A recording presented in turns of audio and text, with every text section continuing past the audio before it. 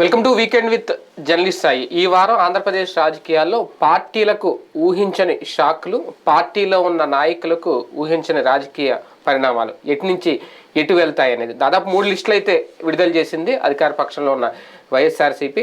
Telugu Desam party కూడా ఈ లిస్టులను బట్టి ఇప్పుడు లిస్టులు విడుదల చేయబోతోంది అనేది ఒక ప్రచారం. కీలక నేతల జంపింగ్లు కూడా మొదలైపోయినాయి. ఒక ఊహించని ట్విస్ట్, కేసినేని నాని అనుకోకుండా అప్పటికప్పుడు చాలా హడావిడిగా హఠాత్తుగా వైసీపీలో చేరిపోవడం, వెంటనే నెక్స్ట్ డేనే ఆయన పేరు లిస్టులో కూడా వచ్చాడు. ఇటువంటి పరిణామాలు ఇంకా మరిన్ని చూడబోతున్నామా? అసలు ఏం జరగబోతోంది ఆంధ్రప్రదేశ్ రాజకీయాలు? వీటన్నిటి మీద చర్చించే ప్రయత్నం చేద్దాం. సార్, ఒక రకంగా ఫస్ట్ చూసుకుంటే అసలు ఎవరూ అనుకోలేదు కేసినేని నాని వైసీపీలో చేరతారు, మళ్ళీ అదే స్థానం నుంచి లోక్సభ నుంచి పోటీ చేస్తారని. వ్యూహమా ఇది ముందు, లేదంటే వచ్చిన అవకాశాన్ని వైసీపీ ఉపయోగించుకుందా? వచ్చిన అవకాశాన్ని వాడుకుంది. వాస్తవంగా ఏంటంటే కేసినేని నానికి లాస్ట్ 2 years నుండి ఉన్న అసంతృప్తి అయితే అతనికి నియోజకవర్గం, ఆయన ఫస్ట్ నుంచి అనేది ఏంటంటే పార్లమెంట్ నియోజకవర్గం మొత్తం మీద నాకు పట్టు ఉండాలంటాడు. తన 7 అసెంబ్లీ స్థానాల్లో కూడా తను చెప్పినటువంటి వాళ్ళని ఇవ్వాలంటాడు. అయితే చంద్రబాబు గతంలో కూర్చోబెట్టి చెప్పింది ఏంటంటే అట్లా కుదరదు, ఒక పార్టీ అన్న తర్వాత అసెంబ్లీ నియోజకవర్గాల పరిధిలో పార్టీ డిసైడ్ చేస్తుంది, వాళ్ళతో కోఆర్డినేట్ చేసుకుంటూ వెళ్ళాలి, కానీ ఎంపీల చేతికి నియోజకవర్గాలు అప్పచెప్పలేమంటాడు.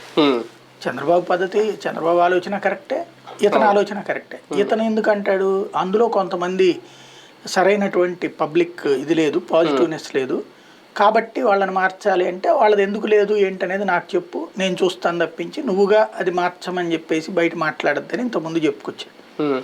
ఈయన జరిగింది ఆయన చెప్పాడు. ఇప్పుడు ఫర్ ఎగ్జాంపుల్ కాల్ మనీ కేసులు అంటూ బోండావ మాధవ్, లేకపోతే బుద్ధా వెంకన్న వీళ్ళ గురించినో, లేకపోతే ఇతర నియోజకవర్గాల్లో ఉన్నటువంటి వాళ్ళ లోపాల గురించి చెప్పుకొచ్చాడు. చెప్పిన చంద్రబాబు నాయుడు వాళ్ళు లాంగ్ స్టాండింగ్ ఉన్నారు, ఈయన బయట నుంచి వచ్చాడు, ప్రజారాజ్యం నుంచి వచ్చాడు, వాళ్ళు ఫ్రమ్ ద బిగినింగ్ ఉన్నాడు. బుద్ధా వెంకన్న ఏ పార్టీ నుంచి రాలా, లేకపోతే బోండా ఉమా ఏ పార్టీ నుంచి రాలా, ఫ్రమ్ ద బిగినింగ్ ఆ పార్టీలో ఉన్నాడు. అట్లాగే నాగుల మీర పార్టీలు కూడా మారలేదు. ఇట్లాంటి వాళ్ళని వదిలేసేటటువంటి ఉద్దేశం చంద్రబాబుకి లేదు, అది నెగిటివ్ అవుతుంది అన్నటువంటి ఫీలింగ్ కూడా ఉంది. జలీల్ ఖాన్ మారాడు. మళ్ళీ జలీల్ ఖాన్ బయట నుంచి వచ్చినాడు కదా, అతన్ని ఇతను కన్సిడర్ చేయడు. జలీల్ ఖాన్ రెండు వర్గాలు కదా అక్కడ, వర్గంలో ఆయన ఒక వర్గం. జలీల్ ఖాన్ కూడా కేసినేని వర్గం ఏం కాదు, వీళ్ళందరూ ఒకటయ్యారు. జలీల్ ఖాన్ గురించి అతనికి పెద్ద కంప్లైంట్ ఏం లేదు. కేసినేని నాని, అదే బోండావమ్మ, బుద్ధా వెంకన్న వీళ్ళందరూ ఒక వర్గం. దేవినేని ఉమా నచ్చడు ఈయనకి, బోండా ఉమా నచ్చడు, కేసినే అదే బుద్ధా వెంకన్న నచ్చడు. ఈ 3 ఇప్పుడు వాస్తవంగా తెలుగుదేశం పార్టీలో ఈ విజయవాడ చుట్టుపక్కల ఈ 3 familiar faces from the beginning. Nagul Meera కానీ వీళ్ళు ఫెమిలియర్ ఫేసెస్. జలీల్ ఖాన్ అంటే కాంగ్రెస్ నుంచి వచ్చినాడు, అతని కన్సిడరేషన్ కాదు. వీళ్ళు ఇట్లాంటి ఫెమిలియర్ ఫేసెస్ ని ఏ కారణం మీద బయటికి పంపిస్తాడు? ఆయన కేసినేని నానికి నచ్చలేదని బయటికి పంపిస్తాడా? అప్పటికి కన్విన్స్ అయ్యి మీరు కోఆర్డినేట్ చేసుకోండి అన్నది. ఎప్పుడైతే ఈయన వెళ్ళి చంద్రబాబు కంప్లైంట్ చేశాడు తమ గురించి అనుకున్నారో తెలిసిద్దు, అంటే ఆయన పిలిచిద్దరు మీరు అందరూ ఇట్లా కోఆర్డినేట్ చేసుకోండి అని చెప్పడంతో అర్థమైపోయింది. అప్పటి నుంచి వాళ్ళకి ఇతని మీద మరింత కక్ష పెరిగింది. ఇక అప్పటి నుండి ఇక అంతర్గత వ్యవహారాలు బహిర్గతమయ్యి తిట్టుకోవడం ప్రారంభించారు. అయితే అక్కడ కేసినేని నాని తమ దెబ్బకి భయపడిపోయి దారికి వస్తాడు అని భావించారు, కానీ నాని ఇంకొక ప్రత్యామ్నాయ ఏర్పాటు చేసుకుంటాడని వాళ్ళు ఊహించలేదు. ప్రతి చోట కూడా అంటే బాబు ఏమనేవాళ్ళు మామూలుగా ఇటు ఈయన్ని కనిపించేస్తా, నువ్వు అంతకైతే సరైన టోటల్ చూడు, ఏదన్నా ఉంటే కనుక అప్పుడు మాట్లాడదాం అనేది చెప్పుంటారు. ఆయనది అట్లాంటి తత్వమే. నువ్వు లేదు ఇప్పుడు జగన్ ఉంది, నేను నీకు టికెట్ ఇయ్యా, లేకపోతే నీకు ఎమ్మెల్సీ ఇస్తా, నీకు అక్కడ వాళ్ళగా ఇది మొహాన్ని చెప్పేస్తాడు. తర్వాత వాళ్ళు తిట్టుకుంటారు ఆ టైంలో, తర్వాతకి వెళ్తే చూసుకోవచ్చు. ఇక్కడ ఈయన అట్లా ఉండదు. సరే నేను చూస్తానులే, నీదేదో చెప్పు నేను మాట్లాడతా, ఇట్లా ఉంటుంది. ఈయన ఆ టైపులో చెప్తే ఈయన ఏం చేశాడు, ఒక ఆల్టర్నేటివ్ ప్రత్యామ్నాయం ప్రతి చోట కూడా. ఇప్పుడు ఫర్ ఎగ్జాంపుల్ అక్కడ బొమ్మసాని తీసుకురావడం, బోండా అదే దేవినేని మాకి పోటీగా, లేకపోతే ఇక్కడ ఎంకే బేగ్ కొడుకుని తీసుకురావడం, ఇట్లాగా ఒక్కొక్క నియోజకవర్గంలో ఒక్కొక్క కొత్త ముఖాన్ని పట్టుకురావడం బిగిన్ చేశాడు. అక్కడ ఇంకొంచెం థ్రెట్ ఫీల్ అయ్యారు లోకల్గా ఉన్నటువంటి క్యాండిడేట్లు. అంటే మాకు పోటీగా ఇన్నేళ్ళు మేము పార్టీలో ఉంటే ఈయన వచ్చి మాకు పోటీగా ఇంకోటి పట్టుకొస్తాడా అన్నటువంటి. ఇతనేమంటాడు, ఫర్ ఎగ్జాంపుల్ బుద్ధా వెంకన్న ఏనాడు గెలిచినోడు కాదు, ఎన్నికల్లో ఎమ్మెల్సీ ఇచ్చిందే తప్పించి డైరెక్ట్ కాదు కదా. నాగుల మీర పోటీ చేసి ఓడిపోయాడు, బుద్ధా వెంకన్నకి లేదు. అట్లాగే బోండా ఉమ్మ ఒకసారి గెలిచి ఒకసారి ఓడిపోయాడు. ఈ దేవినేని ఉమ ఒకసారి గెలిచి ఓసారి ఓడిపోయాడు మైలవరం అంటే మిగతాది నందిగాం వేరు, మైలవరం సార్. కాబట్టి ఇట్లాంటప్పుడు 2 సార్లు గెలిచానన్న ఫీలింగ్ ఈయనలో ఉంది. నేను వరుసగా 2 సార్లు గెలిచాను, అది కూడా ఇంత క్రైసిస్ టైంలో గెలిచాను, వీళ్ళేమో ఓడిపోయినటువంటి వాళ్ళు అనేటువంటి ఒక ఇగో కూడా ఉంది. ఈ ఇంపాక్ట్ తో ఇతను కొత్త వాళ్ళని తెస్తున్నాడు, మమ్మల్ని దెబ్బతీస్తాడా అనేటువంటి ఉనికి సమస్య వచ్చింది. ఇది బాగా గ్యాప్ పెరిగిపోయింది. ఇక వాళ్ళు అంతమందిని వదులుకోవాలి, ఒక్క కేసీఆర్ని వదులుకోవాలా, లేకపోతే వీళ్ళందరిని వదులుకోవాలంటే వీళ్ళందరిని వదులుకోవాలి. వీళ్ళందరూ మళ్ళీ కొత్త వాళ్ళని రెడీ చేసి సెట్ చేసి చెయ్యాలంటే ఆషామాషి కాదు. చంద్రబాబు అటువైపుకి మొగ్గాడు, నానిని పక్కన కూర్చోమన్నాడు. నానికి రేపు ఆల్టర్నేటివ్ ఏంటి? ఇప్పుడు తనేంటి ఆల్రెడీ తన కుమార్తెకి రాజకీయ జీవితం సెట్ చేయాలనుకున్నాడు, మేయర్ అనుకున్నాడు. కిందసారి మొన్న కార్పొరేషన్ ఎన్నికల్లో నానికి బాగా ప్రయారిటీ ఇచ్చేసాడు చంద్రబాబు నాయుడు. ఒక రకంగా చెప్పాలంటే వీళ్ళందరినీ కంట్రోల్ చేసి ప్రయారిటీ ఇచ్చాడు. తీరా చూస్తే కార్పొరేషన్ ఎవరు కొట్టారు? వైసీపీనే గెలిచింది కదా. కాబట్టి ఇంకా నాని ప్రయారిటీ ఆ పాయింట్ దగ్గర వీళ్ళు కొట్టగలిగారు నానిని. ఇక అప్పటి నుంచి మరి ఈయన ఎట్లా చెప్పాడు, నువ్వు ఆల్టర్నేటివ్ పట్టరా అని వాళ్ళకి చెప్పాడు, ఈయనకి ఆల్టర్నేటివ్ పట్టరా అని. అప్పుడు వాళ్ళందరూ ఏం జాగ్రత్త చేశారు, చిన్నీని పట్టుకొచ్చి. వీళ్ళ ఇంట్లో గొడవలు ప్లస్ అతని దగ్గర డబ్బులు ఉన్నాయి, ఇతని దగ్గర డబ్బులు అయిపోయినాయి. కాబట్టి ఇతని దగ్గర డబ్బులు లేవు, రేపు పొద్దున పోటీ వల్ల కాదు, మమ్మల్ని అందరినీ జడగొడుతుంటాడు, ఇక్కడ సోదరుడు అయితే కనుక వస్తాడని ఆడు పట్టుకొచ్చారు. కానీ వాస్తవానికి తెలుగుదేశం పార్టీ బెజవాడ రాజకీయం అంటే మొత్తం రాష్ట్ర వ్యాప్తంగా తెలుసు.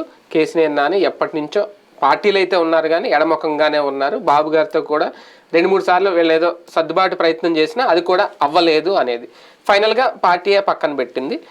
వైసీపీలో చేరడం అనే పాయింట్కి వస్తే కేసీఆర్ నాని వెళ్ళి వైసీపీలో చేరారా, జగన్మోహన్ రెడ్డి గారు ఆహ్వానించి కండువా కప్పి చేర్చుకున్నారా? నేను విన్నటువంటిది అయితే ప్రత్యక్షంగా లెక్క అయితే ఇలాంటి పరిస్థితి ఫేస్ చేసినటువంటి మరొక నాయకుడు వీళ్ళిద్దరికీ టచ్లో ఉన్నారు. అంటే సహజ సిద్ధంగా సామాజిక వర్గ సమీకరణాల రీత్యా ఉన్నటువంటి బంధం అది దేవినేని నెహ్రూ కొడుకు దేవినేని అవినాష్.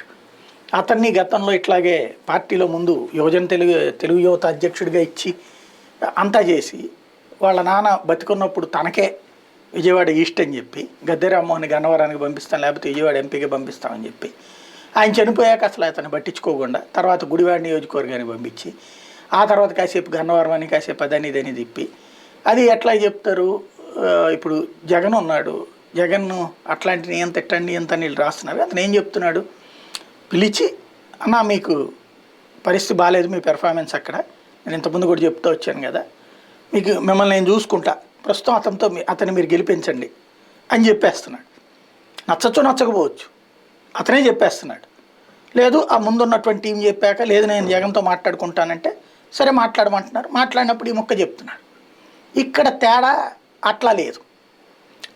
ఇతనికి ఏం చేస్తున్నాడు, చంద్రబాబు నాయుడు గారు అయితే ఓ 3 టీం వస్తారు, వచ్చి చంద్రబాబు గారి ఆలోచన ఇది అని చెప్తారు. చంద్రబాబు గారి ఆలోచన నువ్వు వెళ్ళి గన్నవరంలో పోటీ చేయి, లేకపోతే నువ్వు వెళ్ళి గుడివాడలో పోటీ చేయి, ఇది చంద్రబాబు గారి ఆలోచన అని చెప్తారు. అట్లా అన్నా నాకేమో ఇప్పుడు ఫర్ ఎగ్జాంపుల్ దేవినేని అవినాష్దే ఉంది, అయ్యా నాకు మాది పుట్టినప్పటి నుంచి ఇక్కడ వాళ్ళము వేరే ఊళ్ళకి వెళ్ళి చేయడం కంటే ఇక్కడ మీరు ఇస్తే మాకు ఉపయోగం, కానీ వేరే చోట కష్టం కదా అన్నారనుకోండి. ఈ ముక్క బాబు గారి దగ్గర వాళ్ళు క్యారీ తీసుకెళ్ళి బాబు గారిని కన్విన్స్ చేసి మళ్ళీ వచ్చి చెప్పడం ఇట్లాంటిది ఏమి ఉండదు. 2-3 సార్లు తిరగడమే సింపుల్. బాబు గారు ఏమన్నారో చెప్పడానికి వీళ్ళు వస్తారు అంతే. వీళ్ళు ఏదన్నా చెప్తే కనుక బాబు గారిది ఫైనల్ అబ్బా చేసుకో, ఆయన బాగా నమ్ముకుంటే బాగుంటారు, ఈ టైప్లో మాట్లాడేస్తారు. ఇంతకీ వీళ్ళందరూ కూడా ఒకప్పుడు అట్లా పక్కనకు తొలగించబడ్డాళ్ళు. ఇలాగా అతన్ని అవమానించారు అవినాష్ని. బాబు గారిని కలిసి మాట్లాడతానన్నా సరే ఇక ఒకసారి చెప్పిన తర్వాత ఇంకేం లేదనేటువంటి రూట్లో అప్పుడు సాగింది. అతను తర్వాత వైసీపీకి వెళ్ళాడు. అది జగన్ క్లియర్గా తనకి ఇచ్చేటువంటి అధికారాలు అవన్నీ ఇచ్చాడు. నీట్గా జగన్ దగ్గర స్ట్రైట్ ఫార్వర్డ్నెస్ ఉంది, తను సక్సెస్ అయ్యాడు. అతను ఇంతకుముందు తెలుగుదేశంలోనే కదా ఉంది, కేసీఆర్ నానితో మంచి కాంటాక్ట్ ఉంది. కేసీఆర్ నానికి ఈ 3 టీం పంపించగానే తనకి గబక్కన గుచ్చుకుంది. ఎట్ట మాట్లాడతారో తెలుసు కదా, అందులో నాని హర్ట్ అయ్యాడు అన్నటువంటి విషయం తెలిసాక నేను విన్నదాని ప్రకారం అయితే అవినాష్ నానితో మాట్లాడాడు. ఇట్లాగా నేను మాట్లాడమంటారా ఒకసారి, దీంట్లో అయితే బాగుంటుంది, మీరు ఉండాలని అనుకుంటున్నాను నేను అనేసి అంటే మాట్లాడమని చెప్తే అప్పుడు అవినాష్ అయోధ్య రామరెడ్డి గారికో లేకపోతే సంథింగ్ ఎవరు పార్టీ పెద్దలతో మాట్లాడితే తీసుకురమ్మను అంటే అప్పుడు అంటే మరి జగన్ ఓకే అంటేనే కదా తీసుకొచ్చేది. ఓకే అన్నాక తీసుకురావడం విత్ సెకండ్స్ జరిగింది. అప్పుడు ఇదంతటికీ కారణం అవినాష్ అని నేను విన్నమాట. మొత్తం అంతా అంటే ఒక రకంగా వచ్చిన అవకాశాన్ని ఇమీడియట్ గా యూజ్ చేసేసుకుంది వైఎస్ఆర్సీపీ, అదే చెప్పాలి. కేసీఆర్ నానితో వైఎస్ఆర్సీపీకి అంత లాభమా? ఒక్క లోక్సభ స్థానమేనా? ఒకవేళ ఆయన తలుచుకుంటే విజయవాడ మొత్తం క్లీన్ స్వీప్ చేసే అవకాశం వైసీపీకి ఉంటుందా? ప్రాక్టికల్గా క్రిందటిసారి వైఎస్ఆర్ కాంగ్రెస్ పార్టీ ఇతను 7 నియోజకవర్గాల్లో 6 కొట్టేశారు కదా. అవును, బేసిక్గా విజయవాడ ఈస్ట్ తప్ప మొత్తం 6 గెలిచారు. కాబట్టి కేసీఆర్ నాని రాకపోతే గెలవదనేది ఏం లేదు. అయితే ఈ దఫా టఫ్ ఫైట్ ఉంటుంది కాబట్టి కేసీఆర్ నాని అడిషనల్ అడ్వాంటేజ్. పైగా లోక్సభ స్థానం కూడా అంటే వీళ్ళకి సరైన క్యాండిడేట్ లేకపోవడం. ఒకసారి పీవీపీ కాకుండా ఆ టైంలో కేసీఆర్ నాని ఉంటే అది కూడా కొట్టేవాళ్ళం. విజయవాడ ఈస్ట్ కూడా దేవినేని అవినాష్ అయ్యుండి అక్కడ ఇది అయ్యి ఉంటే అది కూడా కొట్టేసేవాళ్ళ ఊపులో 7 స్వీప్ అయ్యి ఉండి. ఈ దఫా ఇతను రావడం వల్ల నానికి ఫెచ్చింగ్ ఒక ఆస్పెక్ట్, వైసీపీకి సంబంధించి ఎస్సీ ఎస్టీ మైనారిటీ ఓట్లు ఇదంతా ప్లస్ తనకి సొంతగా ఇమేజ్ ఒకటి ఏర్పాటు. ఎందుకంటే తను హానెస్ట్, ఎక్కడ లంచాలు తినలేదు, డబ్బులు తినలేదు.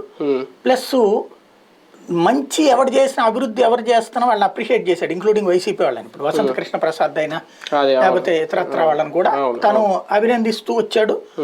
ఆ విధమైనటువంటి ర్యాపో మెయింటైన్ చేసుకుంటూ వచ్చాడు. ఇంకోటి ఒక బలమైన నెట్వర్క్ తయారు చేసుకుంటాడు. ప్రతి అసెంబ్లీ నియోజకవర్గ పరిధిలో ఒక బలమైన నెట్వర్క్ తయారు చేసుకుంటాడు. అది యాడెడ్ అడ్వాంటేజ్ అవుతుంది, నానికి అవుతుంది, వైసీపీకి అవుతుంది. వైసీపీకి ఉన్న అతిపెద్ద లోటుకి నాని మందు పూస్తాడా లేదా అన్నదే ఇప్పుడు తేలాలి. ఎందుకు అంటే విజయవాడ గుంటూరు ఈ 2 ప్లస్ అది ఇప్పుడు రామ్మోహన్ నాయుడు ఈ 3 నియోజకవర్గాల్లో 2 సార్లు కూడా గెలవాలి. వైసీపీ 3 చోట్ల కూడా 2 సార్లు గెలవలేదు కదా. కాబట్టి ఈ ప్రయోగాల్లో ఇది ఒక రకంగా చెప్పాలంటే వీళ్ళకి సంబంధించినటువంటి బ్రహ్మాస్త్రం అంతే. ఒక రకంగా వైసీపీలో ఎన్నికల చేరికలు అంటే చేరికలు అనడానికి లేదేమో, ఎందుకంటే 2019 నుంచే మొదలైన చేరికలు ఆ రాపాక లేదంటే అయిపోయింది. కానీ కేసీఆర్ నానితో ఎందుకంటే అక్కడే ఒక్కో నియోజకవర్గానికి 2-3 ఉన్నారు. అసలు ప్లేస్మెంట్ స్పేస్ అనేది ఖచ్చితంగా వైసీపీలో లేదు. ఇంకా చేరికలు ఉండవని అనుకున్నాం. ఇక్కడైతే స్పేస్ ఉంది కాబట్టి కేసీఆర్ నాని చేరిక అనేది అంత పాసిబుల్ అయిపోయిందా, అంత సులభం అయిపోయిందా? లేదంటే ఇంకా చేరికలు ఉంటాయా? తెలుగుదేశం పార్టీ నుంచి నానిని చూసి ఆయన వెంట వచ్చేవాళ్ళ వైసీపీలో చేరే వాళ్ళు ఉంటారా? పెద్దగా ఉండకపోవచ్చు. అంటే ఇతను వచ్చేసాడు కదా స్వామిదాసు, బొమ్మసానిది అయితే వద్దనుకున్నట్టున్నారు. ఎందుకంటే జగన్ దగ్గర ఒక పిక్చర్ ఉంది, అతను దేవినేని ఉమాని కొట్టగలిగిన స్థాయికి వచ్చినట్టు ఏం కనిపించలేదు వాళ్ళకి. కాబట్టి అతనిది లేదు. తర్వాత బేగుది కూడా ఆల్రెడీ అక్కడ ఆసిఫ్ది పేరు అనౌన్స్ చేసేసారు కాబట్టి అతన్ని తీసేసి ఇతనికి ఇవ్వడానికి వీళ్ళు సిద్ధంగా లేరు. ఇతని మనుషులుగా ముద్రపడ్డోళ్ళు వాళ్ళే. ఇతని రాక వలన వైసీపీకి లాస్ అయినటువంటిది రక్షణ నిధి తిరువురు. అతన్ని తీసుకెళ్లి ఇప్పుడు తెలుగుదేశానికి ఏదో పామరకేస్తారని చెప్తున్నారు, తెలుగుదేశంకి వెళ్తున్నాడు అని చెప్పి. అది స్వామిదాస్ వాళ్ళ ఆవిడ జడ్పీ చైర్మన్ గా చేసింది. నేను ఫీల్డ్ లో ఉన్న టైంలోనే ZP chairman Krishna ZP chairman గా తెలుగుదేశం పార్టీ తరఫున చేసింది. ఆయన ఎంపీ ఎమ్మెల్యేగా ఉండేవాడు తిరువురు, ఆవిడ జిల్లా పరిషత్ చైర్పర్సన్ గా చేసింది అన్నమాట. వాళ్ళిద్దరిలో ఎవరికో టికెట్ ఇస్తారని చెప్తున్నారు. కాబట్టి అది ఇక చేరికల పరంగా ఇంకా కొత్తగా ఏముండకపోవచ్చు. కొత్తగా చేరేవాళ్ళు అంటే ఉన్నా లేదు, ఇక్కడ స్పేస్ లేదు. అక్కడ అంటే సీట్లు రాకపోయినా పర్లేదు అనుకుంటే చేరాలి. అంటే అక్కడ సీట్లు రావని తెలిసి ఇటు వచ్చేవాళ్ళు అంటే టీడీపీ జనసేన కూటమిలో కొట్టుకుపోతున్నాం అనుకున్నాను.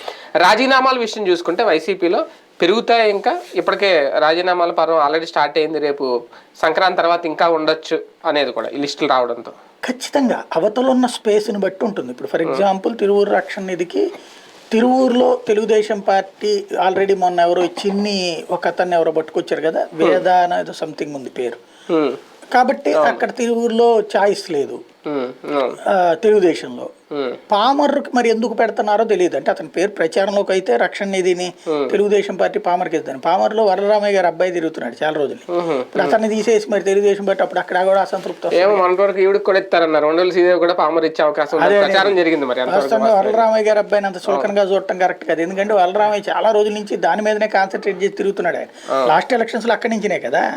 ఇప్పుడు మళ్ళీ ఈ టైంలో అంతా సెటరేట్ చేసాక జడగొట్టుకుంటే అక్కడ మరి వాళ్ళు రాజీనామా రాజీనామాలు చేయరా? రేపు పొద్దున అంటారు వాళ్ళ రామయ్యకి ఒకప్పుడు అవమానం జరిగింది, ఇప్పుడు కొడుకు కూడా జరిగింది అంటారు. అవును, అది ఉంటది కదా, మరి ఏం చేస్తారో తెలియదు. ప్రాక్టికల్ గా అయితే ఖచ్చితంగా ఉంటాయి. ఎందుకంటే ఇప్పుడు ఫర్ ఎగ్జాంపుల్ తాజాగా చింతలపూడి ఎలీజా మాట్లాడాడు. వీళ్ళందరూ అనేది ఏంది, సర్వేలు ఏంటి సర్వేలు, వాడేవాడు చెప్పడానికి, మేం కదా గ్రౌండ్ లెవెల్ తెలియట్లేదు, గ్రౌండ్ రిపోర్ట్ తెలియట్లేదు జగన్మోహన్ రెడ్డికి, మేము మాకు తెలుస్తుంది ఇక్కడ రిపోర్టు. మధ్యలో ఉన్నటువంటి ఆయన మీడియేటర్ల ద్వారా కూర్చుంటే, ఇప్పుడు ఇలా ఫర్ ఎగ్జాంపుల్ కోటరెడ్డి లాంటి వాళ్ళు మాట్లాడేది ఏంటి, మేము ఫీల్డ్లో తిరుగుతున్న వాళ్ళకి మాకు తెలుస్తుంది కానీ ఎక్కడో కూర్చున్నటువంటి వాళ్ళకి, ప్యాలెస్లో కూర్చున్నటువంటి వాళ్ళకి ఏం తెలుస్తుంది అనేటువంటిది క్రమంగా తిట్లు పెరుగుతాయి, శాపనార్థాలు పెరుగుతాయి, వెళ్ళే వాళ్ళు ఉంటారు. అది ఎప్పుడు అంటే అవతల స్పేస్ ఉన్నప్పుడు, అవతల స్పేస్ ఉంటే రాజీనామా చేసి వెళ్తారు, స్పేస్ లేకపోతే ఇచ్చిన దాంతో సర్దుకోవడానికి కూర్చుంటారు. కానీ ఒక్క టైంలో అంటే ఈ ఎంపికలు ఇప్పుడు 3 లిస్టులు మనం క్లియర్గా పరిశీలిస్తే నాకు అనిపించింది ఏంటంటే, నిజంగా గ్రౌండ్ రిపోర్టు, సర్వే రిపోర్టు పట్టించుకొని దాని ఆధారంగా ఈ మార్పులు చేస్తున్నారా? ఒక సంక్షేమం, తన బొమ్మ, మా నమ్మకం నువ్వే జగన్, ఈ స్టిక్కర్, ఈ 3 చాలు, ఎవరిని పెట్టినా సామాజిక సమీకరణాలే నా మొదటి ప్రాధాన్యత, ఆ ఉద్దేశంతో ఈ మార్పులు చేర్పులు చేస్తున్నారు. లేదండి, నాకైతే చాలా భారీ వ్యూహం కనబడుతుంది. అంటే మాటలు చెప్పడం చాలా సులభం, ఒక సాహసం చెయ్యాలి అంటే ప్రతిపక్షంలో ఉన్నప్పుడే తిను 39 మందిని మార్చాడు 2019లో. అప్పుడు 39 మందిని మార్చాడు. అప్పుడు 19 ఎన్నికల్లో 39 మందిని మార్చాడు. సరే, అంతకుముందు ఓడిపోయాడు కాబట్టి మార్చుకున్నాడు అని అనుకుంటాం. ఇతను ఎప్పుడు కూడా ప్రయోగాలు చేస్తుంటాడు. ప్రయోగాలు అనేటువంటిది సక్సెస్ ఉంటే ఫెయిల్యూర్ ఉంటాయి. ప్రస్తుతం ఇతను సక్సెస్ఫుల్ ప్రయోగం, 39 మంది మార్చాక గెలిచాడు కదా భారీ మెజార్టీతో. ఇప్పుడు ఆలోచన ఏంటంటే, నాకు కనబడుతున్నది ఇందులో 5 అంచెల వ్యూహం కనబడుతుంది. ఫస్ట్ ఏంటంటే ప్రభుత్వ వ్యతిరేకత. ప్రభుత్వం మీద వ్యతిరేకత లేదు, ఎందుకు సంక్షేమాలు ఇన్ని వచ్చాక ఎందుకంటే ఎవడెత్తాడని వ్యతిరేకించాలా? ఒక కుటుంబానికి ఆంధ్రజ్యోతి రాధాకృష్ణ గారే వాళ్ళ రాసుకొచ్చినటువంటి వార్తల్లో చూసుకుంటే 1,70,000 రూపాయలు 5 ఏళ్లలో అందినాయి. చంద్రబాబు నాయుడు జీవిత కాలంలో 25,000 అంది ఉంటాయి ఎవరికన్నా? ఒక 25,000 కనీసం ఎవరికి లేదు కదా జీవితకాలంలో. తెలుగుదేశం జీవితకాలంలో 20 ఏళ్లలో ఎప్పుడూ లేనిది ఒక ప్రభుత్వం 5 ఏళ్లలో 1,70,000 ఇస్తే అది ఆషామాషి కాదు కదా, ఇంక అంతకు మించి ఎవడిస్తాడని చెప్పాలా? అంతే కదా. ఇక కాబట్టి ఆ కాన్సెప్ట్లో ప్రాబ్లం ఏం లేదు పార్టీకి. కానీ గ్రౌండ్ లెవెల్లో ఎట్లా ఉంటుందంటే, కార్యకర్తలను కలుపుకుపోకపోవడం, లేదా కార్యకర్తలకి పరిస్థితులను చూసుకోకపోవడం. ఇంకొకటి వచ్చేటప్పటికి రోజు అదేదో సామెత ఉంది కదా, ఎప్పుడు పెట్టడం ఎట్టాగూ పెట్టదు, పెట్టని మొండకి ఏమైందని. అట్లాగా అంతా జగనిచ్చేస్తున్నాడు. ఇక్కడ ఉన్నటువంటి వాళ్ళ పట్ల ఏముంది, వీళ్ళని ఏం ఆశించాలి? అంతే కదా. ఏం ఆశించకపోతే వీళ్ళ మీద వ్యతిరేకత ఉంటుంది. వీళ్ళ వల్ల మాకేం రావట్లేదు అంటారు. చంద్రబాబు జగన్ తరపున ఈయనని కాదు, అంతే. అవును. ప్లస్ కార్యకర్త సంతృప్తి, ఈ రెండింటిని పోగొట్టాలంటే టెంపరీ మంది ఇది. మనం తలనొప్పికి తలకాయని పగలగొట్టలేం, ఒకసారి గాను వేస్తాం. అట్లాంటి ఓ టాబ్లెట్ అనిపిస్తుంది. మూడోది. నాలుగవది, అతని సాహసం అని ఎందుకు అంటున్నానంటే, ఓసీ సీట్లు బీసీలకు ఇచ్చేటువంటి దమ్ము ఎక్కడో రేరుగా ఒకటిస్తే వామ్మో అనుకున్నటువంటి స్టేజ్. ఫర్ ఎగ్జాంపుల్ ఇదివరకు చంద్రబాబు నాయుడు కొనకళ్ళ నారాయణకి ఇచ్చారు మచిలీపట్నం, ఇప్పుడు కాపుల సీట్ అనేటువంటి చోట్ల కొనకళ్ళకి ఇచ్చారు, వామ్మో గెలిచాడు అతను. అట్లాగే రాజశేఖర రెడ్డి అట్లాగే 1-2 ప్రయోగాలు చేశాడు. ఇప్పుడు ఫర్ ఎగ్జాంపుల్ పెడన ఎప్పుడు తెలుగుదేశం పార్టీ సీట్, అట్లాంటి చోట జోగి రమేష్ పంపించి గెలిపించాడు. వాస్తవంగా అతను అనుకున్నారు, సినిమా యాక్టర్ శ్రీహర్ ఉన్నాడు కదా, అతనికి ఫైనల్ చేసిన సీట్ అది అప్పట్లో. అతను నేను ఆ మూలకు వచ్చి చేయలేనని నేను ఒక నియోజకవర్గంలో గెలిచానంటే అక్కడే ఉండాలి, నాకు సినిమాలు లైఫ్, ఇప్పుడు అక్కడ కూర్చుని పోతే నేను డబ్బులు సంపాదించలేను, నేను డబ్బులు సంపాదించి జనానికి ఖర్చు పెట్టలేను కదా, కాబట్టి నువ్వు నాకు ఇస్తే, అది అతని పేరేది దాన నాగేంద్ర నియోజకవర్గం ఉంది, అది అడిగాడు. అది ఇవ్వకపోతే గనక ఇక్కడ ఎవరు పోటీ చేస్తారు చెప్పన్నా, నా వంతు సాయం చేస్తాను నేను అని చెప్తే అప్పుడు జోగి రమేష్ని ఇచ్చారు. జోగి రమేష్ గెలిచేసాడు కదా. ఆ తర్వాత మళ్ళీ అటు వెళ్ళట్లేదు, తర్వాత వైసీపీకి వచ్చింది అది సీటు. అంటే ఆ విధమైనటువంటి లెక్కలు ఉంటుంటాయి ఇక్కడ నియోజకవర్గాల పరంగా చూసుకున్నప్పుడు. ఇప్పుడు ప్రధానమైనటువంటి సమస్య అంటే ఇతను చూస్తున్నటువంటి తెగింపు ఏంటంటే భారీ తెగింపు. చంద్రబాబు నాయుడు అప్పుడు ఒకటి చేస్తేనో, లేకపోతే రాజశేఖర రెడ్డి అప్పుడు ఒకటి చేస్తేనో, ఇతను అధికారంలో ఉన్నవాడు ఇంత సాహసం చేసే ప్రయత్నం చేయడు. ఇది సామాజిక సమీకరణం కోసం, అందులో బీసీలకి హై ప్రయారిటీ ఇవ్వడం కోసం. ఇతను ఏంటంటే లాంగ్ స్టాండింగ్ అటెంప్ట్, ఒక రకంగా చెప్పాలంటే తెగింపు ఎఫెక్ట్ చేస్తున్నాడు, తెగింపు ఎఫెక్ట్ చేస్తున్నాడు. ఎందుకని ఎస్సీ ఎస్టీ మైనార్టీ ఈ 3 సామాజిక వర్గాల్లో మ్యాక్సిమం పట్టు ఇతనికి ఉంది. Because from the beginning Congress voter turn అయిపోయాడు కదా. ఇక ఇదేంటి, తెలుగుదేశం పార్టీ వీటిట్లలో నుంచి చీల్చుకోవడానికి ప్రయత్నిస్తుంది. మ్యాక్సిమం 10%, 20% అది చీల్చగలుగుతుంది. చీలిక అనేది వేరు, వర్గం తెచ్చుకోవడం వేరు. వర్గం ఎప్పుడూ రాదు, చీలిక కొంతవరకు తెచ్చుకోగలం. ఇంతవరకు మాదిగ సామాజిక వర్గానికి రిజర్వేషన్ వర్గీకరణ అన్న కారణంగా కొంత ఎస్సీలో నుంచి ఓట్లు తెలుగుదేశం లాక్కోగలిగి, అది ఇప్పుడు అది కూడా లేదు కదా ప్రాక్టికల్గా. అట్లాంటి సిచ్యుయేషన్లో అది మైనస్ అవుతుంటే దాని వీళ్ళకి 80 పడితే వాళ్ళకి 20 పడుతుంటాయి తెలుగుదేశానికి. ఇది కామన్గా ఉన్నటువంటి. బట్ తెలుగుదేశానికి బీసీలలో 100కి 80 పడతాయి. ఆ 80లో క్రిందటిసారి 30 పోయినాయి. ఎందుకని, కాపు రిజర్వేషను ఇదంట. ఇప్పుడు కూడా పవన్ కళ్యాణ్ ప్లస్ చంద్రబాబు = -BC అవుతుంది. -BC అవుతుంది. ఎందుకు అంటే కొన్ని సమీకరణాలు వీళ్ళ ఉపన్యాసాల్లాగానో వీళ్ళ ఆలోచనల్లాగానో ఉండవు. కమ్మ కాపు కాంబినేషన్ అన్నటువంటిది ముందు వాళ్ళలోనే ఒక క్లారిటీ లేదు. ఎందుకని, తరతరాలుగా తగవులు పడ్డటువంటిది గ్రౌండ్ లెవెల్లో వివక్షకు గురయ్యాము, అవతల వాళ్ళు ఇబ్బంది పడ్డామని ఫీల్ అయ్యేవాడు స్థానిక నాయకుడు. పవన్ కళ్యాణ్ అప్పుడేమి ఆదుకోడు, చంద్రబాబు నాయుడు అప్పుడేం ఆర్చేది కాదు, తీర్చేది కాదు. రోజు గ్రౌండ్ లెవెల్లో కొట్టుకున్నదో, లేకపోతే ఒక వాళ్ళ వలన అన్యాయానికి గురయ్యామన్నో, లేకపోతే మమ్మల్ని చులకనగా చూశారన్నో ఫీల్ అయిన వాళ్ళు. ఇవాళ పవన్ కళ్యాణ్ చూసేసి మేము అవన్నీ బాగొట్టేసుకుంటాము అనుకోవడానికి సినిమాల్లో కాదు.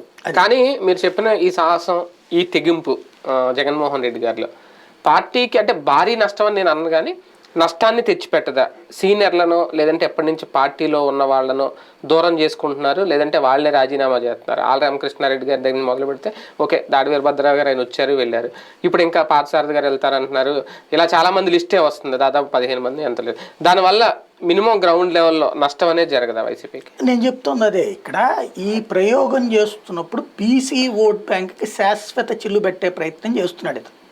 క్రిందటిసారి వచ్చిన ఓట్లని నిలబెట్టుకోవడం ప్లస్ ఇంకొంచెం పెంచుకోవడం. ఎందుకంటే ఈ దఫా అక్కడ బీసీకి కాపుకి పడదు గోదావరి ప్రాంతాలు కాబట్టి, అందులో ప్లస్ వీళ్ళు రిజర్వేషన్ అనే పదం మళ్ళీ వాడుతున్నాడు పవన్ కళ్యాణ్. మళ్ళీ ముద్రగడ వీళ్ళంతా కాపు పోలరైజేషన్ వైపుకి వచ్చారు మళ్ళీ పవన్ కళ్యాణ్.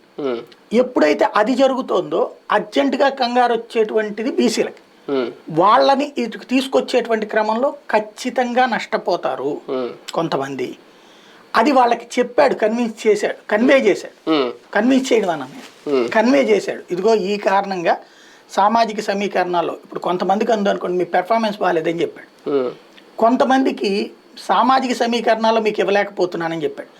అలా ఇవ్వలేకపోతున్న వాళ్ళకి మిమ్మల్ని నేను చూసుకుంటాను, కొంతమందికి నీకు ఎమ్మెల్సీ ఇస్తాను అని చెప్పేశాడు, కొంతమందికి నీకు నెక్స్ట్ వేరే పొజిషన్ అరేంజ్ చేస్తానని చెప్పేశాడు.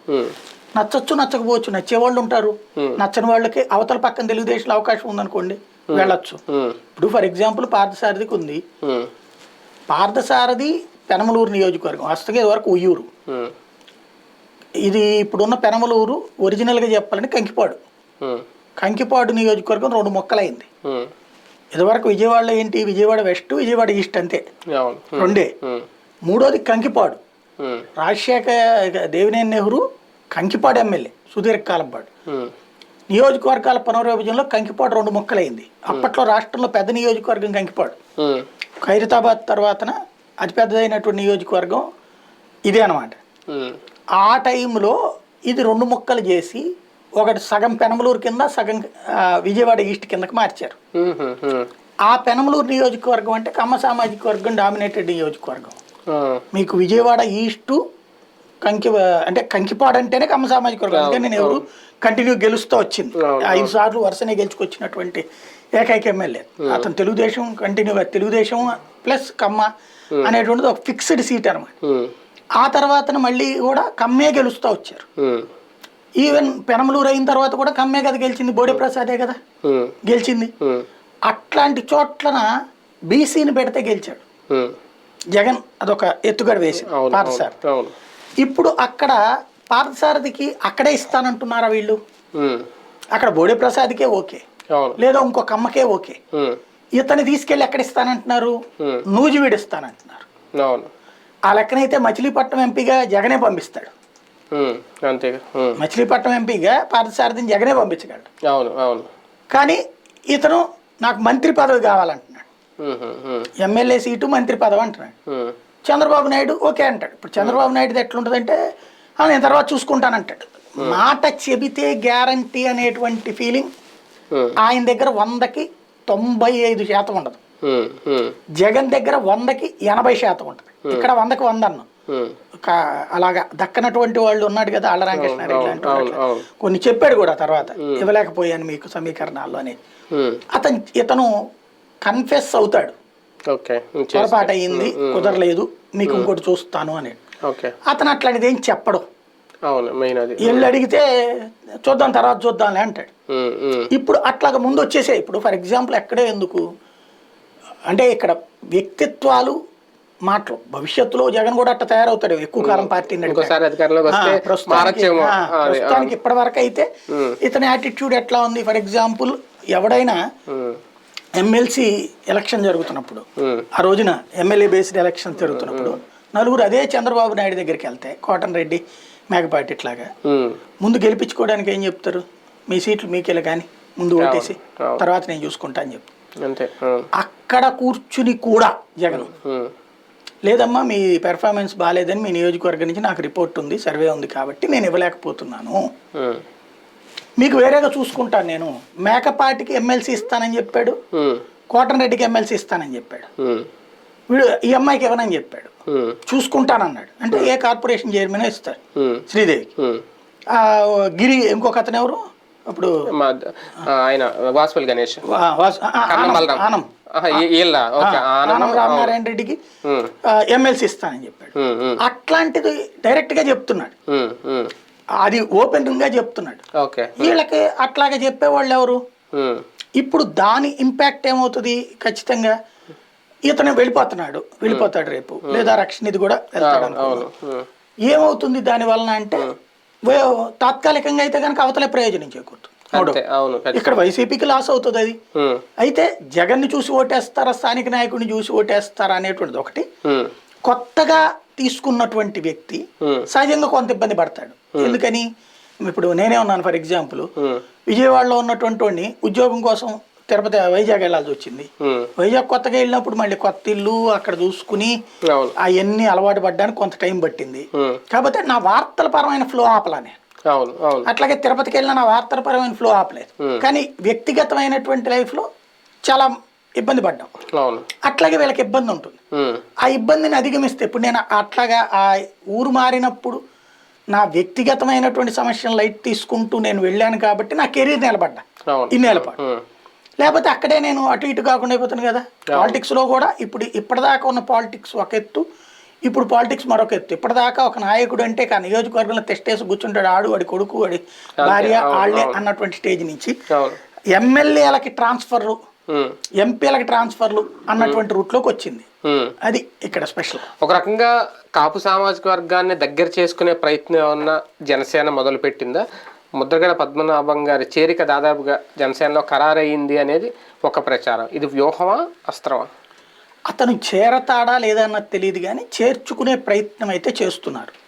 ఇది ఖచ్చితంగా వ్యూహం. ఎందుకంటే నేను అబ్జర్వ్ చేసినటువంటిది ఏంటంటే, లాస్ట్ ట్రిప్ ఎన్నికలు ప్రారంభమైన తర్వాత, అంటే దాన్ని ఏమంటారు, ఈ గొడవంతా ప్రారంభమయ్యాక చూసుకుంటే ఎన్నికల్లో ఏళ్ల తరబడి సాగుతున్నటువంటి వ్యవహారం ఇది కాపు సామాజిక వర్గము దశాబ్దాల ఆకాంక్ష తమకంటూ అధికారం రావాలన్నట్టు. అధికారం రావట్లా. ఆ అధికారానికి అంటే అధికారం ఎందుకు రావట్లేదంటే లీడర్ లేడు. ఇప్పుడు ఆ విషయానికి సంబంధించి ఇట్లా అధికారం కోసం అన్నటువంటి పాయింట్తో వచ్చినటువంటి వాడే పవన్ కళ్యాణ్. అంతకుముందు చిరంజీవి తను నిలబడి ఉంటే తను ఖచ్చితంగా సీఎం అయి ఉండేవాడు. తను పార్టీని విలీనం చేసేసుకుని కాంగ్రెస్లో అవుదాం అనుకున్నాడు. అది రాంగ్ టైం. ఎందుకంటే సమైక్యాంధ్ర ఉద్యమాల తర్వాత నువ్వు పార్టీ అయిపోయింది అక్కడతో. అలా కాకుండా గనక అసలు ఆ టైంలో ఆంధ్ర డివిజన్ గనక జరగకపోయి ఉంటే చిరంజీవి విలీనం చేసినందుకు గాను తర్వాత సీఎం క్యాండిడేట్ ఉండేవాడు రెడ్డి సామాజిక వర్గం నుంచి కాకుండా కాపు సామాజిక వర్గం నుంచి సీఎం అని కాంగ్రెస్ చేసి ఉండేది చిరంజీవి. కానీ ఆయన దురదృష్టం, టైం బ్యాడ్, కాంగ్రెస్ విలీనం చేసుకోవడం, ఈలోపు రాష్ట్ర విభజన చేయడం, ఇక ఆ తర్వాత కాంగ్రెస్ పతనం అయిపోవడం, ఇక ఆయన రాజకీయ కెరీర్ పతనం అయిపోయింది. ఈ కాపులకి ఛాన్స్ లేదనుకున్నటువంటి సందర్భాన్ని తెలుగుదేశం క్యాష్ చేసుకుంది. ఇప్పుడు కమ్మ కాపు కాంబినేషన్ లేకపోతే నష్టం అన్నటువంటి భయం తెలుగుదేశం పార్టీకి ఉండబట్టి పవన్ కళ్యాణ్ని పట్టుకొచ్చుకుంది. ఒక రకంగా జగన్మోహన్ రెడ్డి గారు తీసుకుంటున్న నిర్ణయాలు ఓకే, అది రాంగ్ రైట్ స్టెప్ అనేది ఒకటి, అవే టీడీపీ జనసేనలకు కలిసి వస్తాయా? అది రెండు రకాలుగానే ఉంటుంది. అతిపెద్ద మైనస్ అవ్వచ్చు, అతిపెద్ద ప్లస్ అవ్వచ్చు. ఒకటి, ఇప్పుడు ఈయన మార్చడం వలన ఆ సీట్లు కోల్పోయిన వాళ్ళు లేదా కొత్తగా సీట్లని మార్చడం వల్ల అసంతృప్తి ఉన్నటువంటి వాళ్ళు జగన్కి ఓడిపోతాడు, ఓసారి రుచి తెలుసుద్ది అనుకునే వాళ్ళు ఉన్నారు. మా శక్తి ఏంటో తెలుసుద్ది అనుకునే ఉన్నారు. అదే సందర్భంలో ఈ యువతలు ఉన్నటువంటి వాళ్ళకి ఎట్లా ఉంటది, యువతలు ఉన్నటువంటి వాళ్ళు అది హ్యాపీ ఫీల్ అవుతారు. కానీ ఎందుకని మరి ఉత్సాహం కనిపించట్లా ఈ శ్రేణుల్లో? అదే కదా, జగన్ వీళ్ళ కరెక్ట్గా చెప్పాలంటే పునాది మీదన గుణపం వేశాడు. తెలుగుదేశం పునాది మీద గుణపం వేశాడు. ఆల్రెడీ పునాదులను పడగొడుతున్నారు అనుకుంటున్నా. గుణపం వేశాడు. ఎందుకు అంటే బీసీ అనేది వాళ్ళ పునాది. ఆ పునాదిని తవ్వేస్తున్నాడు ఇక్కడ ఇతను. ఇప్పుడు వీళ్ళు అది అందుకు పోటీ పడగలిగి ఇవ్వగలిగిన స్థాయిలో ఉండాలి. నిజంగా ముద్రగడ లాంటి వ్యక్తి జనసేనలో చేరితే, ఎందుకంటే వైసీపీలో అయితే చేరేది లేదని గిరిబాబు చెప్పేశాడు వాళ్ళ అబ్బాయి. ఇక ఆప్షన్ ఈ రెండే ఉన్నాయి, జనసేనలో చేరతారా టీడీపీలో చేరతారా, ఎందులో చేరినా ఒకటే, వాళ్ళ కూటమిలో ఉంది కాబట్టి. జనసేనలో కనుక చేరితే ఇప్పటి వరకు కాపు సామాజికం మళ్ళీ దూరం అవుతుంది, ఒక అయోమయం కన్ఫ్యూజన్లో ఉన్నారు అనుకుంటున్న టైంలో ఒక క్లారిటీ వచ్చినట్టు అవుతుందా ముద్రగడ చేరుగుతో? అది జనసేనకు పోని ప్లస్ అవుతుందా? ఇప్పుడు ముద్రగడతో కాపు సామాజిక వర్గం ఓట్లన్నీ పడతాయి అనుకునేటట్టయితే, అంటే అన్ని కాకపోయినా కొంత అయినా అదే అట్లా పడేటట్టయితే ముద్రగాడే పార్టీ పెట్టుకుని ముద్రగాడే నడిపారు కదా. అంటే ఒక్క కులంతో అధికారంలోకి వచ్చేది అంత ఉండదు కదా ఏ పార్టీ కూడా. మరి ఇంకోటి, కాపు సామాజిక వర్గం అంత ముద్రగాడ వెనకాల ఉంటుందా? ఒకటి, ముద్రగాడిని కాపు కుల పెద్దగా చూస్తారు. ఇప్పుడు మన ఇంట్లో పెద్ద గౌరవిస్తాం, ఆస్తుల పంపకాల దగ్గరికి వచ్చేటప్పుడు అంతే, ఎవరి లెక్కలు వాళ్ళ దగ్గరే ఉంటున్నాయి. కాబట్టి ఇక్కడ ముద్రగడని తెచ్చుకోవడం అన్నది జనసేనకి లైఫ్ అండ్ డెత్ క్వశ్చన్ అయింది. అందుకోసం ముద్రగడ వెనకబడింది. ఎందుకు అంటే కాపు సామాజిక వర్గంలో ఇప్పుడు రేపు పొద్దున ఈయనకి 20 25 ఇచ్చారనుకోండి, ఎట్లాంటి ఫీలింగ్ వస్తుంది? ఇప్పటికే ముఖ్యమంత్రి లేదు అన్నందుకే చాలా తీవ్రమైన అసంతృప్తి ఉంది కాపు సామాజిక వర్గం. ఊడికం చేసేదేంది మనం, ఆడిచ్చే 25 అయితే అన్ని పార్టీలో ఉన్నాయి కదా. 25 ఇప్పుడు వీళ్ళు 38 ఇచ్చారు వైసీపీ వాళ్ళు, 32 మంది అంత గెలిచారు దాంట్లో కాపులు. అట్లాంటిది ఈయనకు 25 ఇచ్చి అందులో మళ్ళీ అన్ని సామాజిక వర్గాలకి ఇచ్చి ఇంక ఈయన సాధించేది ఏంది? పవన్ కళ్యాణ్ కాపులకి వాళ్ళే 38 ఇస్తే వీళ్ళు 25 సీట్లు ఇచ్చి అందులో మళ్ళీ 10 మంది 12 మందిని కాపులకు పెట్టుకుని అందులో గెలిచి కొత్తగా వచ్చేది ఏంటి? తెలుగుదేశం పార్టీలో కూడా ఇంతకుముందు వచ్చారు కదా 25 మంది కాపులు. కాబట్టి ఇంకా పవన్ కళ్యాణ్కి ఏంటి, ఇంకా రాజ్యాధికారం, ముఖ్యమంత్రి కాకుండా ఇంకేముంది దాంట్లో? ఇంకోటి, మనం తెలుగుదేశానికి లాయల్టీ ఉండాలి లాంటి పదాలు ఇవి కాపులకి నచ్చక ఓ రకంగా విరక్తితో ఉన్నాయి. వాళ్ళు మళ్ళీ వైసీపీకి వెళ్ళిపోతారేమో, వైసీపీ కోటేస్తారు. క్రిందటిసారి కనుక తెలుగుదేశం మీద విరక్తితో వైసీపీ కోట్లేశారు కాబట్టి వాళ్ళు వేసేస్తారేమో. దాన్ని ఆజ్యం పోస్తూ వస్తున్నాడు హరిరామ జోగయ్య ప్లస్ ముద్రగడ. ఆ కాపులని ఒక సైకలాజికల్గా చేస్తున్నారు కాబట్టి వాళ్ళని కనుక దారిలో పెట్టుకుంటే, వాళ్ళు పవన్ కళ్యాణ్కి అనుకూలంగా ఉంటే మన కుల పెద్దలు కూడా ఇటు టర్న్ అయిపోయారు లేరా, మన పవన్ కళ్యాణ్ వెంట ఉందాం లేరా అనేటువంటి ఒక ఫీలింగ్ సైకలాజికల్గా క్రియేట్ చేయడం కోసం ఎవరో కానీ చాలా పక్కాగా పకడ్బందీగా పవన్ కళ్యాణ్ గారికి మంచి సలహా ఇచ్చారు. అది గనక లేకపోతే పవన్ కళ్యాణ్ రెండోసారి దారుణమైన దెబ్బతిని ఉండేవాడు. అంటే తమ సామాజిక వర్గం ఓట్లు చాలా కీలకమని పవన్ కళ్యాణ్ నన్ను గుర్తించారా ఈ 2-3 నెలల్లో? చంద్రబాబుకి అవసరం, పవన్ కళ్యాణ్ కాదు అక్కడ. నేను అనుకోవడం చంద్రబాబే హింట్ ఇచ్చి ఉండాలి. ఎందుకంటే ఇతన్ని అసలు దగ్గరికి తీసిందే కాపులోట్ల కోసం. ఆ కాపులోట్లే పవన్ కళ్యాణ్ దూరం అయితే ఇంకా ఆయనకేంటి వచ్చేది? ఇప్పుడు వాళ్ళు కూడా సర్వేలు చేయించుకుంటున్నారు కదా రాబిన్ శర్మ టీంతో.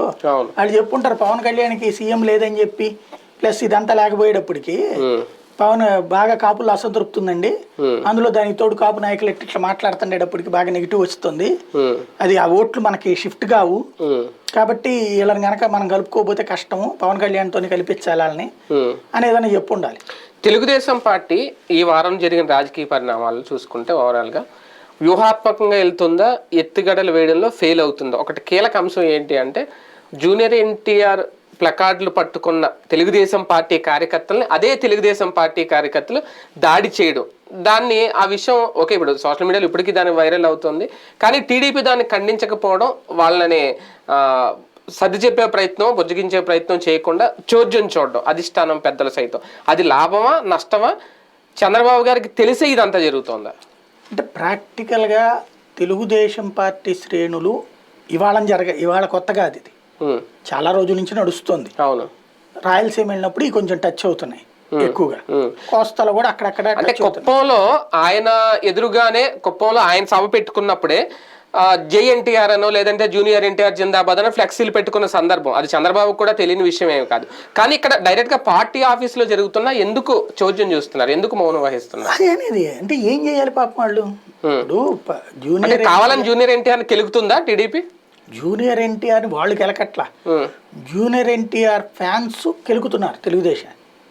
ఇప్పుడు జూనియర్ ఎన్టీఆర్ నేను ఏమైనా తెలుగుదేశానికి వ్యతిరేకం అని చెప్పాడా? చెప్పలేదు కదా. నా చివరి రక్తపు బొట్టు వరకు తెలుగుదేశమే అన్నాడు కదా. ఇంకా అతని కోసం వీళ్ళు గొడవ చేయడం ఏంటి? అతనికి పోనీ నాకు వారసత్వం కావాలని అతను ఏమైనా అడిగాడా? లేదు కదా. ఎందుకు ఇంకా అనవసరంగా గొడవ? కానీ అభిమానులు ఉంటారు కదా. ఇప్పుడు కొత్తగా నాకు తెలిసి వేరే ఉండొచ్చు, కానీ టీడీపీ కార్యకర్తల్లో కూడా ఎక్కువ శాతం జూనియర్ ఎన్టీఆర్ అభిమానులు ఉంటారు. వాళ్ళు ఏం బయట వాళ్ళు కాదు, వీళ్ళు కొట్టుకోవడం అంటే ఇంకేముంది? ఇంకా అంటే ఏమన్యాయం చేసిందని జూనియర్ ఎన్టీఆర్కి ఏమైనా బహిష్కరిస్తే పార్టీ నుండి దాన్ని అవమానించారని అనుకోవచ్చు, ఇంకేం లేదు కదా అతన్ని. పోనీ అతను నేను రాజకీయాలు చేస్తాను అంటే ఆపారు ఎవరన్నా? లేదు కదా. తెర వెనకాల అనే కంటే కూడా మానసికంగా జూనియర్ ఎన్టీఆర్ని అధ్యక్ష స్థానం ఇవ్వడానికి పార్టీ సిద్ధంగా లేదు.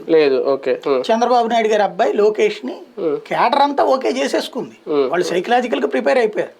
వీళ్ళు అక్కడక్కడ మా వాడు వారసుడు అవ్వాలి కదా అనుకుంటే అసలు వీళ్ళు దేని చూసి అభిమానం అయ్యారు? డైరెక్ట్ పాయింట్కి వస్తా నేను.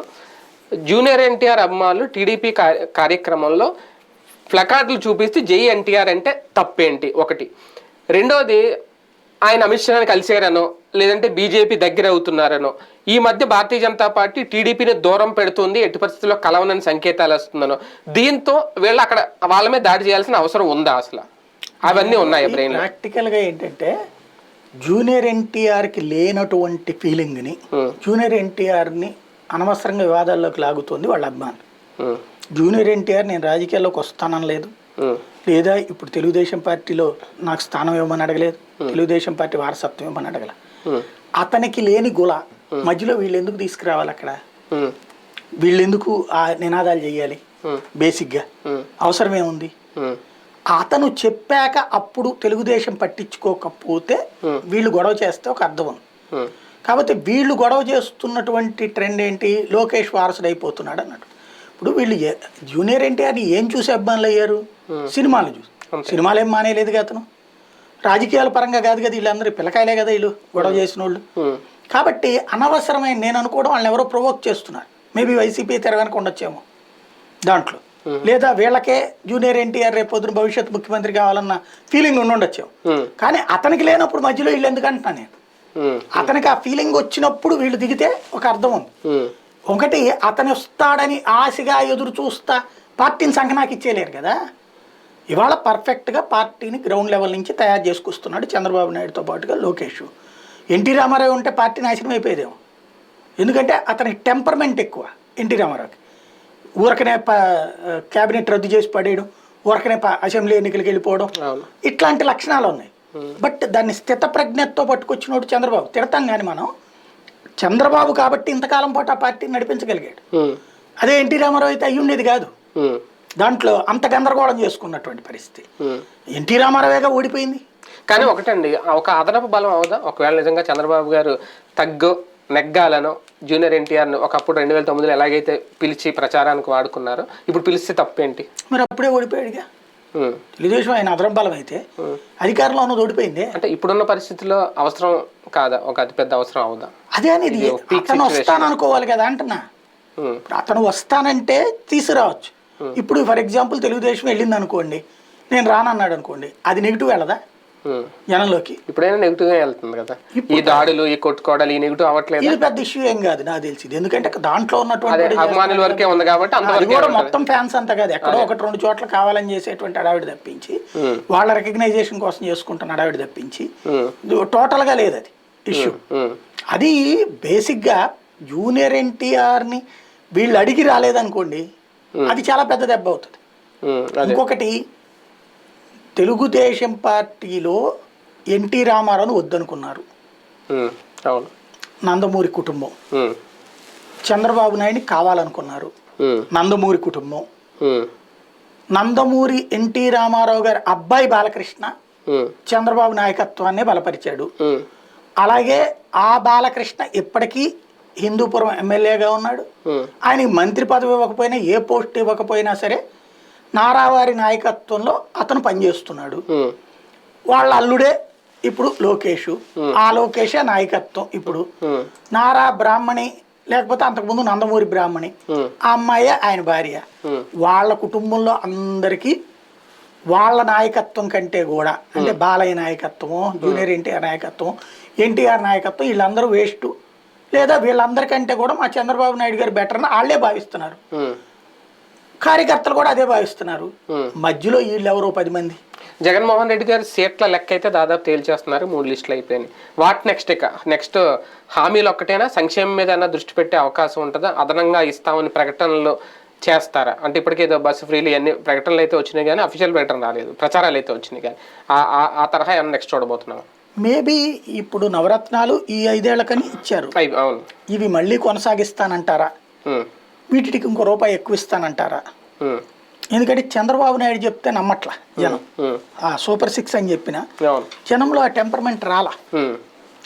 మీకు కాంగ్రెస్ పార్టీ తెలంగాణలో ఇచ్చిన హామీలో ఒక టెంపర్మెంట్ వచ్చి, వీళ్ళ హామీలను ఎవడు పట్టించుకోవట్లేదు. బాబు షూరిటీ గ్యారంటీ అని పట్టుకు తిరుగుతున్నా, గ్యారంటీ అని జనం ఫీల్ అవ్వట్లా. ఎందుకంటే బాబు షూరిటీ అంటేనే గ్యారంటీ లేదనే ఫీల్ చెప్పుకోవాల్సి వస్తుంది. అది గ్యారంటీ అని జనం ఫీల్ కావాలి, ఎందుకంటే ఆయన ఎప్పుడు చెప్పినా చేయడం అనేటువంటి జనాలకు బలంగా ఉంది. అది దానికి సాక్ష్యం మన ఏదైతే 2 సంపూర్ణ రుణమాఫీ, డ్వాక్రా రుణమాఫీ, అంతకు మించి వేరే అక్కర్లేదు, సుదీర్ఘకాలం అక్కర్లేదు. అంటే ఇక్కడ వైసీపీలో అనేది ఏంటంటే ఆల్రెడీ ఇన్ఛార్జీలు ప్రకటించేస్తున్నారు, దాదాపు అయిపోతుంది, ఇంక మహా అయితే ఇంకొకటి 2 లిస్టులు వస్తాయి. వీళ్ళని కొత్త మేనిఫెస్టో ఇచ్చి ప్రజల్లోకి పంపిస్తారా, లేదు ఆల్రెడీ వీళ్ళు తిరిగేశారు, ఇంటింటికి అయిపోయింది, గృహసారథులని పెట్టేశారు, మళ్ళీ కొత్తగా తిరగడానికి ఏం లేదు, మీరు అన్నట్టు పాత నవరత్నాలు కానీ తీసుకెళ్తే కొత్త మేనిఫెస్టో ఉంటుందా, ఉండదా, ఇన్ఛార్జీలు ఏంటో అవి ఇచ్చి పంపుతారా జనాల్లోకి? నేను అనుకోవడం ఏంటంటే, ఇప్పుడు వాళ్ళు చెప్తున్నటువంటిది ఏంటి, 2019 నుంచి 24 వరకు జగన్మోహన్ రెడ్డి పరిపాలన, 2014 నుంచి 19 దాకా చంద్రబాబు పరిపాలన. ఆ పరిపాలన కంటే మా పరిపాలన వల్ల నీ ఇంటికి ప్రయోజనం చేరితే నాకు ఓటు అని అడుగుతున్నాడు. అదే చెప్తారు వీళ్ళు వెళ్ళి ఫస్ట్. ఫస్ట్ ఇది చెప్తారు, చేసుకున్నాక ఇప్పుడు ఏమైపోద్ది అంటే ఈ గోలంతా అయిపోద్ది. తిట్టుకునేవాళ్ళు, బయటికి వెళ్ళేవాళ్ళు, అసంతృప్తులు, అసమ్మతులు అంతా క్లియర్ అయిపోద్ది. ఈ 15 రోజుల్లో జనవరి ఎండింగ్ కల్లా వీళ్ళందరూ ఎవరి పనాలు చేసుకుంటారు. ఇప్పటికే మొదటి లిస్టులో ఉన్నటువంటి వాళ్ళు ఎవరి పనాలు చేసుకున్నారు. ఆళ్ళ రామకృష్ణారెడ్డి అటు పోయినా అక్కడ గంజీరంజీవి చేసుకున్నాడు, ఇట్లా ఎవరి పనాలు చేసేసుకుంటున్నారు. మిగతా నాయకత్వ కేడర్ అంతా వీళ్ళ వెనకాల తిరిగేస్తుంటది, పని వెళ్ళిపోతూ ఉంటుంది. ఈ నెలాఖరికల్లా ఫైనల్ అయిపోయి పూర్తిగా జనంలో తిరిగేయడం వీళ్ళు చేస్తారు. అప్పుడు పంచాయతీ ఆడది బిగిన్ అవుతుంది. తెలుగుదేశం జనసేన సీట్లు, ఉన్నటువంటి సీట్ల కేటాయింపులు, అక్కడ గొడవలన్నీ అప్పుడు బిగిన్ అవుతాయి వాళ్ళకి. అప్పుడు ఆ టైంలో వాళ్ళు ఆ గొడవలు రగులుతూ ఉండగా అసలు వాళ్ళ ఈ హామీలు ఈ ఎక్కవు, ఇప్పటికే ఎక్కల, ఇంకా అర్థమయ్యేలా ఎక్కిచ్చి తీసుకెళ్లాల్సినటువంటి పెద్దగా ఎక్కదిక ఆ మూమెంట్. అప్పుడు జగన్మోహన్ రెడ్డి ఈ పాయింట్ పట్టుకుంటాడు, ఇప్పుడు బస్సులు తీస్తాడని నేను అనుకుని ఇచ్చి చేయగాల్చుకుంటాడని, దానికి బదులుగా అదేదో రైతు రుణమాఫీ అని, నేను ఇప్పుడు కిందసారి డ్వాక్రా రుణమాఫీ చేస్తానని చేశాడు. ఈ 5 ఏళ్ల నుంచి కూడా 4 ఏళ్ల నుంచి కూడా డ్వాక్రా మహిళలకి ఎప్పుడు ఈయన సీఎం అయ్యే టైంకి ఎంత అప్పు ఉంటే అది తీరుస్తాడు. తను సీఎం అయ్యాక లెక్కడితే 28,000 కోట్లని తేలింది. ఏడాదికి ఎంత అని చెప్పేసి తీర్చుకుంటూ వస్తున్నాడు ఇప్పుడు, విత్ వడ్డీతో సహా కట్టేసేస్తున్నాడు. అలాగా అది జనాలకు ఒకటి క్లారిటీ వచ్చిందిగా, ఇతని మాట అంటే నిలబడతాడని. 5 ఏళ్లలో తీరుస్తున్నాడు, 5 ఏళ్లలో తీరుస్తున్నాడు. అది ఏది డ్వాక్రా రుణమాఫీ చంద్రబాబు నాయుడు మాట చెప్పి తీర్చక చివరిలో 10,000 రూపాయలు ఇచ్చి పసుపు కుంకుమ దానికి ఎందుకే నువ్వు లక్షాధికారి అయిపోయి వద్దు అని చెప్పింది. ఇది వీళ్ళకి దగ్గరగా ఒక్కోళ్ళకి 50,000 నుండి 3 లక్షల రూపాయలు వచ్చిన వాళ్ళు ఉన్నారు. అట్లాగా రుణమాఫీ 50,000 నుంచి 3 లక్షలు రూపాయి కాదు, ₹10 కాదు, 5 ఏళ్లలో. అలాంటి వాళ్ళందరికీ అలాగే పల్లె ప్రాంతాల్లో ఇది ఎక్కువగా ఉంటుంది. రైతులకు కూడా ఇస్తానన్నది ఏడాదికి ఇస్తానే ఉన్నాడు. ఇప్పుడు వాటిట్లో కూడా ఏదన్నా ఇంకా పెంచడం 25,000 చేస్తానేను లేకపోతే కనుక ఏ రుణమాఫీ లాంటిది ఏదో చెప్పినా నమ్ముతారు. అట్లాంటివి ఏమన్నా ఇస్తారేమో అనుకుంటున్నా. ఫైనల్ గా షర్మిల గారి రాజకీయం ఈ వారంలో అంటే ఈ 4-5 రోజుల నుంచి అంటే ఆయన ఏదో కుమారుడి వివాహంలో హడావుడిగా ఉన్నారండి. చాలా మంది వైసీపీ నుంచి బయటకు వస్తున్న వాళ్ళు, టీడీపీలోకి వెళ్ళలేని వాళ్ళు, వైసీపీలో ఇమ్మడలేని వాళ్ళు కాంగ్రెస్ కోసం షర్మిల గారి కోసం ఎదురు చూస్తున్నారు అనేది నిజంగా షర్మిల గారిని చూసా, కాంగ్రెస్ పార్టీకి పూర్వ అనుభవం చూసా వీళ్ళందరూ కాంగ్రెస్ లో చేరాల్సిన అవసరం ఉందా? చేరతారా? అక్కడ మనం గమనించాల్సింది ఏంటంటే వాళ్ళు తెలుగుదేశాన్ని నమ్మట్లేదని. అవును, తెలుగుదేశాన్ని నమ్మట్లా, తెలుగుదేశం నమ్మట్లేదు అనేది ఒకటి, స్పేస్ లేదు, వాళ్ళకి కావాల్సిన సీట్లలో ఆల్రెడీ కచీఫ్లు వేసుకుని ఉన్నారు. అదే అనేది ఇంకా నమ్మట్లేదు అంటేదే అక్కడ. రెండోది స్పేస్ లేకపోయినా వెళ్ళాలా, శ్రీదేవి స్పేస్ లేకపోయినా రాలేదు, ఆయన మేకపాటి వచ్చారు కదా. ముందు ఏదో ఒక పార్టీ బలమైన పార్టీ అని వెళ్ళాలి. కానీ తెలుగుదేశాన్ని బలమైన పార్టీకి వీళ్ళు నమ్మట్ల ఆళ్ల రామకృష్ణారెడ్డి కానీ కాపు రామచంద్రారెడ్డి కానీ. దాన్ని బట్టి వీళ్ళకి ఒక కాన్సెప్ట్ ఉంటుంది. రెండోది ఏంటంటే ఇట్లాగా జరిగింది అనుకోండి, వైఎస్ఆర్ కాంగ్రెస్ పార్టీ ఓట్లని తెలుగుదేశం చీల్చడం కష్టం అవుతుంది. అప్పుడు కాంగ్రెస్ చీల్చుద్ది అనుకుందాం, ప్రభుత్వ ఇది జగన్ వ్యతిరేక ఓటు. అప్పుడు అది పోవాల్సింది ఎవరికి? దానికి పోయే ఓటు యువతలకి చీలినట్టు అవుతుంది. కాంగ్రెస్ పార్టీకి ఇప్పుడు షర్మిల్ గారి ఫోటో చూసి ఇప్పుడు కాంగ్రెస్ పార్టీలోకి వెళ్ళాలా, లేదంటే కాంగ్రెస్ ని చూసి వెళ్ళాలా? వీళ్ళందరూ ఇక్కడ బేసిక్ గా అసలు ఎవరో ఆ ఊపేం కనిపించట్లేదు. తప్పించి ఆ తర్వాత కాపు రామచంద్రారెడ్డి తప్పించి ఎవరో కనిపించట్లేదు. రెండో పాయింట్ ఏంటంటే ఆల్రెడీ ఆలు లేదు సూలు లేదు అల్లుడి పేరు సోమలింగం అని ఆవిడ ఇంకా ఇవ్వకపోగా అప్పుడే వ్యతిరేకత బిగిన్ అయిపోయింది కదా. హర్షకుమార్ నిన్న కట్టిస్తారని చెప్పి. కాబట్టి అక్కడ ఏదో సాధిస్తుందని అంటే లేట్ చేయడం కూడా ఒక మైనస్. వెంటనే ఇచ్చేసి ఉంటే వ్యతిరేకత ఏమి ఉండదు, లేట్ అయ్యి కొద్ది అలాంటి బయటకు వస్తాయి. దాంట్లో ఏం సాధించాలి ఇప్పుడు? బేసిక్ గా దాన్ని ఏమంటారంటే అసమర్థుడి ఆకలి కేకల లాంటిది ఆ పార్టీలో చేరడం అంటే. అంత మించి కానీ ఒక ఆల్టర్నేట్ అవుతుంది ఆంధ్రప్రదేశ్ లో అని ఈ అసంతృప్తులకు ఎలాంటి వాళ్ళందరూ కాంగ్రెస్ ఒక షెల్టర్ పోనీ గెలుస్తారా లేదా? 1.5% ఓట్లు వచ్చినాయి, గట్టికి కష్టపడితే 3% వస్తుంది అంతే. ఒకవేళ హేమ ఏమీలు అందరూ చేరినా సరే డిపాజిట్లు ఒక్క చోట తెచ్చుకోగలిగితే మేబీ నేను అనుకోవడం ఆళ్ల రామకృష్ణారెడ్డి కాపు రామచంద్రారెడ్డి ఇద్దరు తెచ్చుకుంటారేమో. షర్మిల పోటీ చేస్తే ఆవిడ కూడా డిపాజిట్లు తెచ్చుకోగలుగుతుంది. రైట్, చూద్దాం. మొత్తానికి కీలక పరిణామాలే చోటు చేసుకోబోతున్నాయి ఆంధ్రప్రదేశ్ రాజకీయాలు. ఇంక ఎన్నికల సమయం దగ్గర పడుతోంది, లిస్టులు కూడా రిలీజ్ చేసేస్తున్న నేపథ్యంలో తెలుగుదేశం పార్టీ ఎటువంటి స్టెప్ వేస్తుంది, జనసేనకి కలిసి వచ్చే నిర్ణయాలు, కాపు సామాజిక వర్గం నుంచి చేరికలు భారీగా కాపు నాయకులు ఉంటారా, ముద్రగడ లాంటి వాళ్ళని చేర్చుకుంటారా, చేర్చుకుంటే ఒక ఊహించని మార్పులు ఏమైనా వస్తాయి? వేచి చూద్దాం. ఇది వాటి వీకెండ్ విత్ జర్నలిస్ట్ సాయి.